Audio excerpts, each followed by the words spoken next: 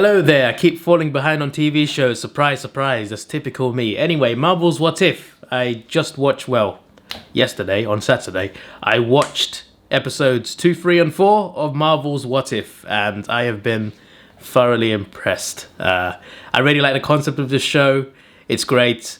I do like that it's animated as well, because you can do a lot more with animation, you can show a bit more if that makes sense. I also prefer live action, but animation is great too. And for a show like this, I think animation suits it. Just the what if storylines, sorry, that's the wrong wording. Just what if scenarios where, you ponder the question, what if this happened? And you change one element of a movie and it changes everything else that happens.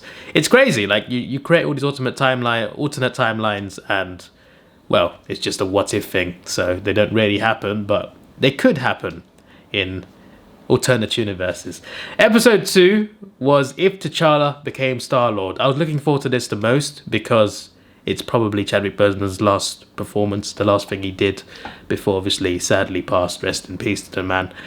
I think he was great in this. Obviously voice acting, but he was fantastic. What if T'Challa was abducted by Yondu instead of Peter Quill? And this episode really surprised me because Thanos was there as a good guy. He was, good guy. He was a Ravager. He wasn't this genocide, hungry, mad Titan. He was a friend of T'Challa and the Ravagers. And the Ravagers turned good as well. And also Nebula was there on the same team. I don't know where Gamora was. I didn't see her. But Nebula was there. Drax was there for like 2 seconds. I was just like, the Ravagers, Thanos, Drax, T'Challa and Nebula are having drinks at a bar?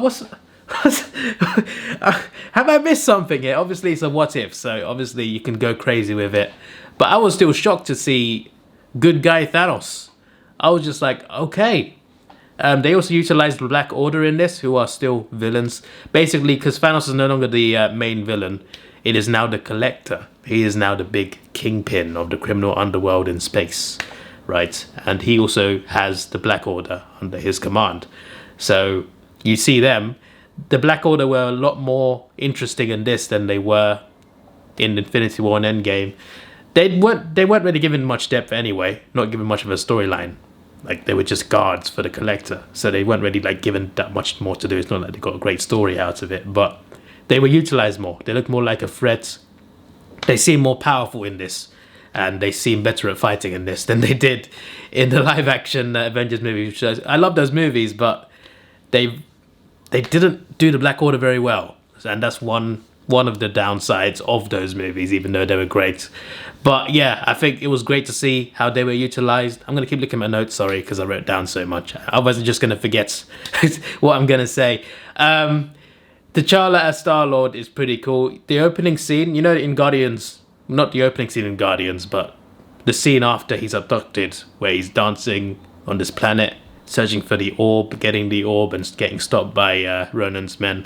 You get that scene, but with T'Challa, and it's a different scene. Like, it's similar, but also different in terms of the way the dialogue goes. Like, I'm Star-Lord, who? That goes differently with T'Challa. I'll just put it that way, in a funny way. I think that was cool. It's like, one of the things I'm looking forward to about the show is the contrast between the MCU version, the main MCU version, and the What If version. And episode 1 had a lot of those with Captain America. A lot of contrasting scenes, a lot of similar scenes, but done differently because they changed an element. This episode had the same with some scenes from the Guardians, but it was pretty cool. Collector had a lot of weapons from other Marvel characters, which led me to believe that they were dead or he killed them. I guess it's a spoiler video, this, but Hela's, I'm going to call it a helmet, but it's not a helmet. Hela's hat thing that gives her powers. Obviously it doesn't give her powers, but it enhances her powers, creates weapons. Captain America's shield, Malekith's knife, that's just to name 3 of them. He had a lot of weapons from MCU characters, which worried me, like, had he killed them? Had he stolen it from them? I'm confused. And also, Ego turns up at the end. It's like an after-credit scene, so maybe they might do another What If in season 2, I guess, but it shows Ego meeting Peter Quill, because Peter never gets abducted by Yondu in the first place, which means Yondu never finds Peter Quill. So instead, at the end, Ego finds Peter Quill, but they end it there. They don't they don't continue with the what if there, even though that would have been really cool.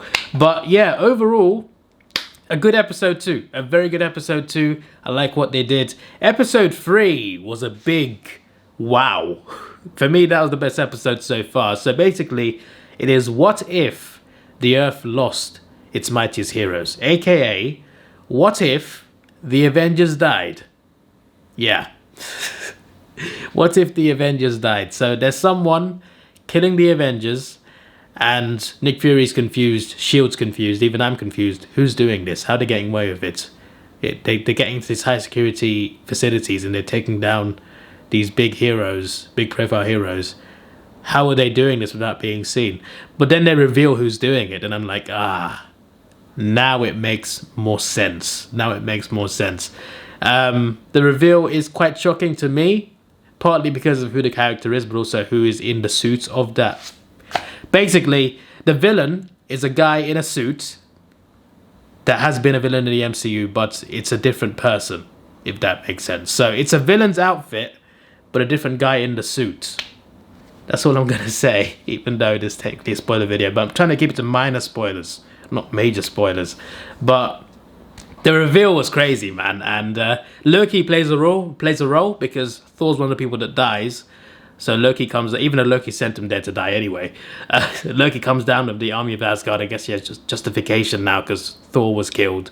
He comes down with Asgard, wants to invade Earth, whatever. But then, obviously, he realizes that there was a specific person behind what happened. So I'm just gonna leave it there. I'm not going to say too much more about what Loki does, but what he does is pretty cool, and I liked seeing that for sure. But yeah, it felt like the shortest episode, but also seemed to me like the best episode. Like, what if the Avengers died? Like, I would love that sort of story in the MCU. Like, imagine something like Deadpool kills the MCU, just an alternate timeline.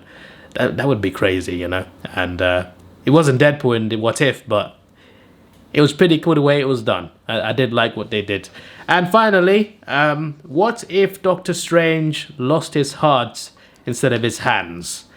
And this one hit me the hardest in terms of, like, on an emotional level, because someone dies, right? Someone who he cares about dies, and he still becomes Doctor Strange. Obviously, the car crash still happens. He still becomes Doctor Strange, becomes Sorcerer Supreme, etc., etc. He gets the Time Stone.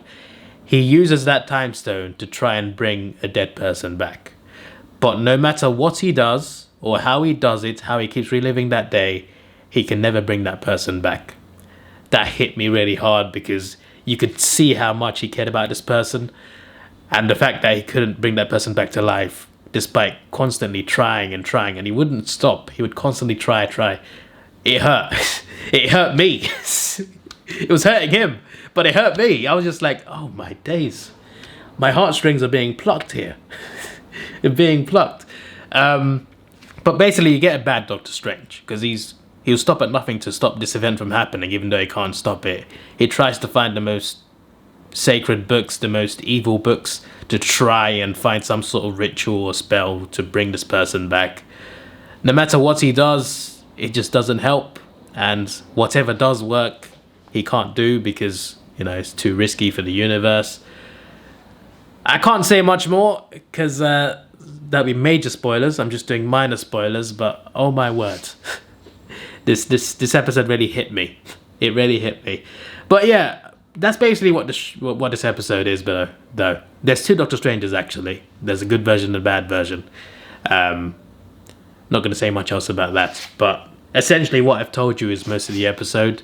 There's not that much more depth to it, but it is pretty emotional. It's quite streamlined, easy to understand, but also quite emotional. Yeah. Strap yourselves in if you're watching that episode. So yeah, episode 2 and 3 and 4 were good. Episode 1 was good as well. So far, pretty good, you know? They don't have to be, like, consistent with storylines with this show, obviously, like Loki or WandaVision, because every episode is, you know, unconnected. And with a show like that, you can do a lot. It's a new short storyline, half an hour to 45-minute storyline every week, unrelated to one another. You don't have to worry about consistency and keeping characters accurate or whatever. You just have this one episode where it's alternate reality, where you can have freedom to do, what you want, and you have no effect on the next episode or the previous episode. I really like that type of TV show. Like Black Mirror, but Black Mirror is a lot more hardcore than this, of course. But, I like shows where episodes are unrelated, for sure. So, I look forward to seeing what they got in store for us. And, I really don't think they can go wrong with this one, honestly, because, the beginning and the end is in every episode. No episodes are connected. So, even if the finale's bad, it doesn't ruin the previous 9 episodes. You get what I mean? Like, a show like that you can do great things with. But yeah, a bad episode can always happen in a show like this, but so far they've been doing well. I look forward to seeing episode 5, whatever it is. I'm going to avoid previews just to stay fresh, because I didn't know what the episodes were going to be about until I watched them, and it's just better. It's just better. This is your boy Davidoff. Please like, share, subscribe. Thanks for watching. Have a good day, and see ya.